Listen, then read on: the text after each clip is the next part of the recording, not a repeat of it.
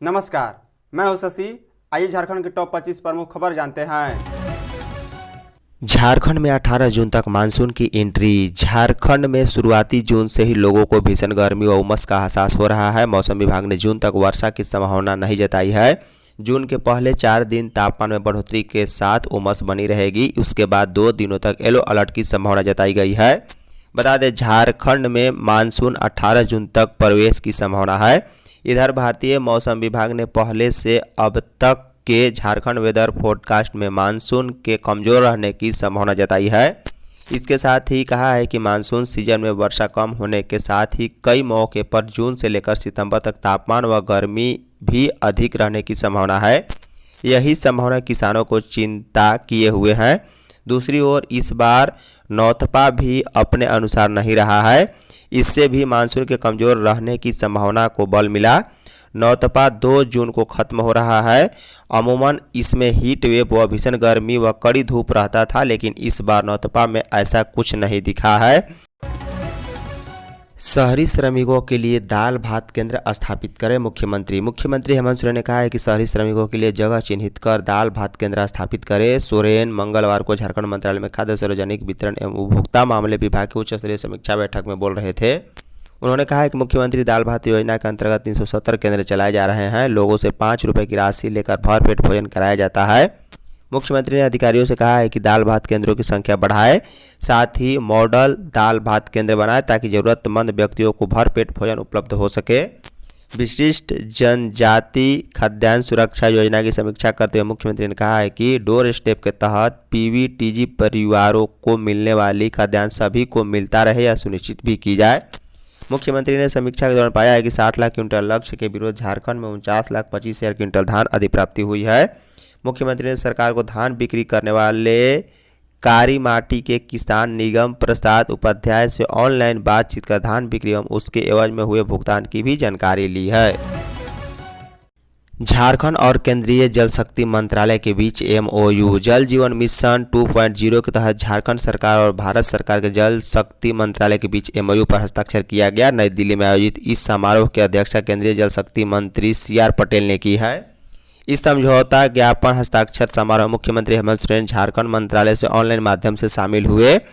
बता दें, समारोह का शुभारंभ केंद्रीय मंत्री CR पाटिल और झारखंड के पेयजल एवं स्वच्छता विभाग के मंत्री योगेंद्र प्रसाद के बीच अभिवादन आदान प्रदान से हुई है। बता दें, समारोह में केंद्रीय राज्य मंत्री जल शक्ति मंत्रालय V सोमन्ना और पेयजल एवं स्वच्छता मंत्री झारखंड योगेंद्र प्रसाद, सचिव जल शक्ति मंत्रालय, प्रबंधन निदेशक राष्ट्रीय जल जीवन मिशन, केंद्र एवं राज्य सरकार के वरिष्ठ अधिकारी उपस्थित थे। समझौता हस्ताक्षर समारोह को संबोधित करते हुए मुख्यमंत्री हेमंत सोरेन ने कहा है कि मंगलवार को जल जीवन मिशन के इस महत्वाकांक्षी योजना के तहत राज्य एवं केंद्र सरकार के बीच एक महत्वपूर्ण MOU हुआ है। मुख्यमंत्री ने कहा है कि यह MOU आने वाले समय में मील का पत्थर साबित होगा। उन्होंने कहा है कि केंद्र सरकार वर्ष 2019 से जल जीवन मिशन योजना के तहत हर घर नल से जल पहुंचाने के लक्ष्य के साथ संकल्पित होकर आगे बढ़ रहा है। मुख्यमंत्री ने कहा है कि झारखंड सरकार भी इस बात से सहमत है कि मिशन मोड में जल जीवन मिशन योजना का लाभ झारखंड के प्रत्येक घर तक पहुंचाया जाए। परीक्षाओं में गड़बड़ियों के कारण छात्रों का भविष्य प्रभावित। झारखंड मुक्ति मोर्चा के केंद्रीय महासचिव और प्रवक्ता सुप्रियो भट्टाचार्य ने कहा है कि देश की शिक्षा व्यवस्था में लगातार समस्याएं सामने आ रही है। नीट और अन्य परीक्षाओं में गड़बड़ियों के कारण लाखों छात्रों का भविष्य प्रभावित हुआ। उन्होंने आरोप लगाया है कि परीक्षा कराने वाली एजेंसी सही तरीके से काम नहीं कर रही है। सुप्रियो भट्टाचार्य मंगलवार को झामुमो के प्रदेश कार्यालय में प्रेस वार्ता में बोल रहे थे। उन्होंने कहा है कि नीट परीक्षा में प्रश्न पत्र लीक होने और अन्य विवादों से छात्रों और उसके परिवारों को काफ़ी परेशानी हुई है। इतने बड़े मामले के बाद केंद्रीय शिक्षा मंत्री को नैतिक जिम्मेदारी लेते हुए पद छोड़ देना चाहिए। उन्होंने यह भी आरोप लगाया कि शिक्षा के क्षेत्र में सरकारी संस्थानों को कमज़ोर किया जा रहा है और निजी संस्थानों को बढ़ावा दिया जा रहा है। इसके साथ ही उन्होंने UGC के नए नियमों पर भी सवाल उठाए। शिक्षा बजट का मुद्दा उठाते हुए उन्होंने कहा है कि शिक्षा पर खर्च बढ़ाने की ज़रूरत है ताकि छात्रों को बेहतर सुविधाएं मिल सके। राज्यसभा चुनाव को लेकर पूछे गए सवाल पर उन्होंने कहा है कि उम्मीदवारों के नाम पर पार्टी स्तर पर चर्चा चल रही है और जल्द ही फैसला लिया जाएगा। PDS की कालाबाजारी पर रोक के लिए आपूर्ति पदाधिकारी संभालेंगे गोदाम। सरकारी राशन की कालाबाजारी पर पूरी तरह से लगाम लगाने और डोर स्टेप डिलीवरी व्यवस्था को पारदर्शी बनाने के लिए राज्य सरकार ने बड़ा और कड़ा कदम उठाया है। बता दें कि झारखंड के सभी प्रखंड स्तरीय पीडीएस गोदाम का प्रभार प्रखंड आपूर्ति पदाधिकारी बीएसओ को सौंप दिया गया है। सहायक गोदाम प्रबंधकों की नई नियुक्ति नियमावली में संशोधन होने तक बीएसओ ही गोदामों की पूरी व्यवस्था और राशन वितरण की कमान संभालेंगे। खाद्य सार्वजनिक वितरण एवं उपभोक्ता मामले विभाग के अवर सचिव संजय कुमार ने इस संबंध में आधिकारिक आदेश भी जारी कर दिया है। दरअसल झारखंड राज्य खाद्य एवं असैनिक आपूर्ति निगम के प्रखंड स्तरीय गोदामों में लंबे समय से मैन पावर की भारी कमी चल रही है। काम सुचारू रूप से चलाने के लिए अब तक दूसरे विभागों के जिला स्तरीय कर्मियों को इन गोदामों का अतिरिक्त प्रभार भी सौंप दिया गया था। दक्षिण भारत यात्रा के लिए दुमका से 14 जुलाई को चलेगी Bharat Gaurav train. India railway catering and tourism corporation IRCTC जुलाई माह में एक भारत श्रेष्ठ भारत एवं देखो अपना देश अभियान के तहत भारत गौरव पर्यटक ट्रेन योजना के तहत यात्रियों को 13 दिवसीय दक्षिण भारत के प्रमुख तीर्थ स्थलों का दर्शन कराएगा। खास बात यह है कि इस यात्रा की शुरुआत दुमका रेलवे स्टेशन से प्रारंभ होगी। IRCTC पूर्वी भाग पर्यटन प्रभाग के मुख्य पर्यवेक्षक मनीष कुमार एवं दीपांकर मन्ना ने संयुक्त रूप से इसकी जानकारी देते हुए कहा है कि 14 से लेकर 26 जुलाई तक दक्षिण भारत दर्शन से होगी। इसके लिए 12 रात और 13 दिन की यात्रा की प्लानिंग तय कर इसकी ऑनलाइन व ऑफलाइन बुकिंग शुरू कर दी गई है।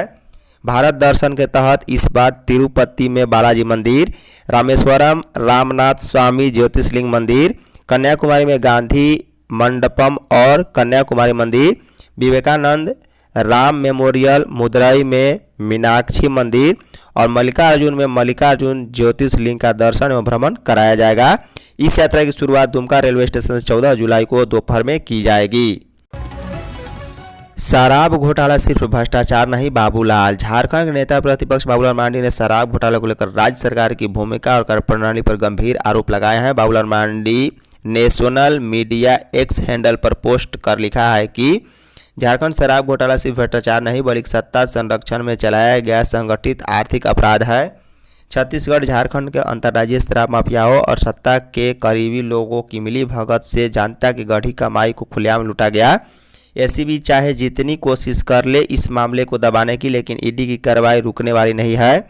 केंद्रीय एजेंसियां लगातार इस घोटाले की परतें खोल रही है और सच अब धीरे धीरे पूरे प्रदेश के सामने आ रहा है। बाबूलाल मरांडी ने कहा है कि छत्तीसगढ़ के शराब कारोबारी अनवर ढेबर की 1000 करोड़ रुपए से अधिक की संपत्ति ईडी द्वारा जब्त की जा चुकी है, जो इसी शराब सिंडिकेट से चर्चित बताई जा रही। यह किसी से छिपा नहीं है कि अनवर ढेबरा ने विनय चौबे के जरिए सत्ता के शीर्ष तक पहुंचकर झारखंड में शराब घोटाले की पूरी सीक्रेट लिखी है। वहीं मेरे बार बार विरोध और चेतावनी के बावजूद भी शराब माफियाओं को फायदा पहुंचाने के लिए हेमंत सरकार ने शराब नीति में बदलाव कर झारखंड की जनता को लूटा है। झारखंड में स्वास्थ्य व्यवस्था में बड़े बदलाव की तैयारी। झारखंड में स्वास्थ्य सेवाओं को और सुदृढ़ एवं आधुनिक बनाने के उद्देश्य से मुख्यमंत्री हेमंत सोरेन ने स्वास्थ्य विभाग की समीक्षा की है। सीएम ने बैठक में कई महत्वपूर्ण निर्देश भी दिए। मुख्यमंत्री ने अधिकारियों को निर्देश देते हुए कहा है कि एएनएम और जीएनएम के रिक्त पदों की बहाली तत्काल की जाए। इसके साथ ही स्पेशलिस्ट डॉक्टरों और अन्य चिकित्सकों की नियुक्ति प्रक्रिया भी जल्द पूरी करने को कहा। मुख्यमंत्री ने कहा है कि गर्भवती महिलाओं को समय पर स्वास्थ्य सुविधा नहीं मिलने और एम्बुलेंस सेवा से जुड़ी शिकायतें लगातार सामने आ रही है, जो कि गंभीर चिंता का विषय है। उन्होंने अधिकारियों को निर्देश दिया है कि ओला और उबर की तर्ज पर राज्यव्यापी एम्बुलेंस नेटवर्क विकसित करने की योजना बनाई जाए। वहीं सीएम ने स्वास्थ्य सेवाओं को तकनीक से जोड़ने पर जोर देते हुए एआई आधारित कॉल सेंटर शुरू करने की योजना तैयार करने का निर्देश दिया। उन्होंने कहा कि इस पूरी व्यवस्था का विस्तृत प्रस्ताव 1 सप्ताह के भीतर तैयार कर सरकार को सौंपा जाए। आरआरबी बैंक के कर्मचारियों की राष्ट्रव्यापी हड़ताल 8 जून को। क्षेत्रीय ग्रामीण बैंकों के अधिकारी और कर्मचारियों ने 8 जून को राष्ट्रव्यापी हड़ताल पर जाने का निर्णय लिया है। इसमें देश भर के 28 क्षेत्रीय ग्रामीण बैंकों के कर्मी शामिल होंगे, जहां करीब 22,000 शाखाओं में काम करने वाले 1.25 लाख कर्मचारी इस आंदोलन में शामिल होंगे। हड़ताल के कारण ग्रामीण क्षेत्रों की बैंकिंग सेवा प्रभावित होने की संभावना है। झारखंड ग्रामीण बैंक कर्मचारी संघ के महासचिव नीतेश कुमार मिश्रा ने बताया कि कर्मचारियों की कई महत्वपूर्ण मांगें वर्षों से लंबित है। इसमें प्रमोशन नियमावली में संशोधन, सेवा एवं अवकाश नियमों में सुधार, 5 दिवसीय बैंकिंग व्यवस्था लागू करना और परफॉर्मेंस लिंक्ड इंसेंटिव PLI स्थानांतरण नीति में सुधार और रिक्त पदों पर नियुक्ति और आकस्मिक कर्मचारियों के नियमितीकरण जैसी मांगें शामिल हैं। उन्होंने बताया कि इन मांगों को लेकर लगातार ज्ञापन वार्ता और विभिन्न स्तरों पर प्रयास किए गए, लेकिन अब तक कोई समाधान नहीं निकला। मजबूर होकर कर्मचारियों को आंदोलन और हड़ताल का रास्ता अपनाना पड़ रहा है। मिश्रा ने बताया कि क्षेत्रीय ग्रामीण बैंक करोड़ों ग्रामीण ग्राहकों की आर्थिक जीवन रेखा है। सीमित संसाधनों और बढ़ते कार्यभार के बीच कर्मचारी लगातार सेवाएं दे रहे हैं, लेकिन उनकी समस्याओं की अनदेखी की जा रही है। जनगणना कार्य में लापरवाही पर BLO पर होगी कार्रवाई। रांची जिला प्रशासन ने विशेष गहन पुनरीक्षण और जनगणना कार्यों में लापरवाही बरतने वाले बूथ लेवल अधिकारियों पर कार्रवाई की चेतावनी दी है। मंगलवार को समाहरणालय स्थित NIC सभागार में समीक्षा बैठक में जिला निर्वाचन पदाधिकारी सह उपायुक्त मंजुनाथ भंत्री ने कहा है कि कार्य में कोताही किसी भी कीमत पर बर्दाश्त नहीं की जाएगी। बैठक में विशेष गहन पुनरीक्षण, मतदाता मैपिंग और जनगणना कार्यों की प्रगति की समीक्षा की गई। DC ने सभी निर्वाची निबंधन पदाधिकारियों और सहायक निर्वाचन निबंधन पदाधिकारियों को अनमैप्ड मतदाताओं की पहचान कर निर्धारित समय सीमा के भीतर मैपिंग कार्य पूरा करने का आदेश दिया है। उन्होंने कहा है कि कोई भी पात्र मतदाता सूची से वंचित नहीं रहना चाहिए। DC ने सभी विधानसभा क्षेत्र में BLO, BL2 और BLO सुपरवाइजर और BLO की बैठक करने का निर्देश दिया। उन्होंने कहा है कि BLO और BLA2 अपनी समन्वय के साथ कार्य करें ताकि मतदाता सत्यापन प्रक्रिया प्रभावी ढंग से पूरी हो सके। नीट पेपर लीक के खिलाफ युवा कांग्रेस का प्रदर्शन। नीट पेपर लीक, CBSE से जुड़े कथित घोटाले और SSC GD परीक्षा में अनियमितताओं तथा OSM मार्किंग के विरोध में युवा कांग्रेस ने लोक भवन के सामने धरना प्रदर्शन किया। इस दौरान युवा कांग्रेस ने लोक भवन से जयपाल सिंह मुंडा स्टेडियम तक मार्च भी निकाला। प्रदर्शन के दौरान युवा कांग्रेस कार्यकर्ताओं ने केंद्र की भाजपा सरकार, प्रधानमंत्री नरेंद्र मोदी और केंद्रीय शिक्षा मंत्री धर्मेंद्र प्रधान के खिलाफ नारेबाजी की है तथा शिक्षा मंत्री से इस्तीफा की भी मांग की।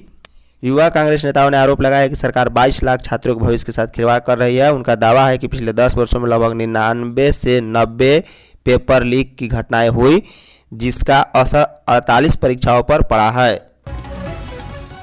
झारखंड में अप्रैल मई 2027 में पंचायत चुनाव की तैयारी। झारखंड में आने वाले वर्ष अप्रैल मई 2027 के महीने में पंचायत चुनाव होगा। चुनाव सही ढंग से संपन्न कराने के लिए राज्य निर्वाचन आयोग ने सभी जिलों के जिला निर्वाचन पदाधिकारियों को पत्र देकर तैयारियां करने का आदेश दिया है। इसके साथ ही पंचायत चुनाव को लेकर कई जानकारियों की भी मांग की गई। इस आदेश के बाद धनबाद जिले में कार्रवाई शुरू कर दी गई है। राज्य निर्वाचन आयोग की तरफ से जिलों को भेजे गए पत्र में बताया गया है कि अप्रैल मई 2027 में पंचायत चुनाव होना है। इस त्रिस्तरीय चुनाव के तहत जिला परिषद मुखिया, पंचायत समिति सदस्य और पंचायत वार्ड सदस्य के पद पर चुनाव होगा।